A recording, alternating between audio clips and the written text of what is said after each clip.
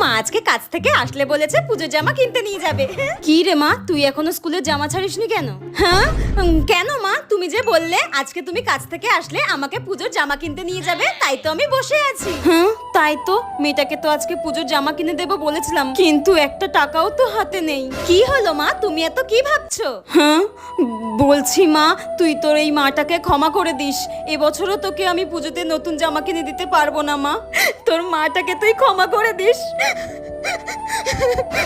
মা তুমি কান্নাকাটি করো না, কান্নাকাটি করো না, আমার পুজোতে কোনো জামা লাগবে না। আগের বছরের জামাটা তো এখনো নতুন আছে, একটুখানি তো শুধু এই জামার এখানটা ছিঁড়ে গেছে, ও কোনো ব্যাপার না মা, আমি সেলাই করে নেব। বলছি মা, যেই বৌদির বাড়িতে কাজ করি না, সেই বৌদির মেয়ের কিছু পুরনো জামা দিয়েছে। কই দাও দেখি। এই নে ধর ধর।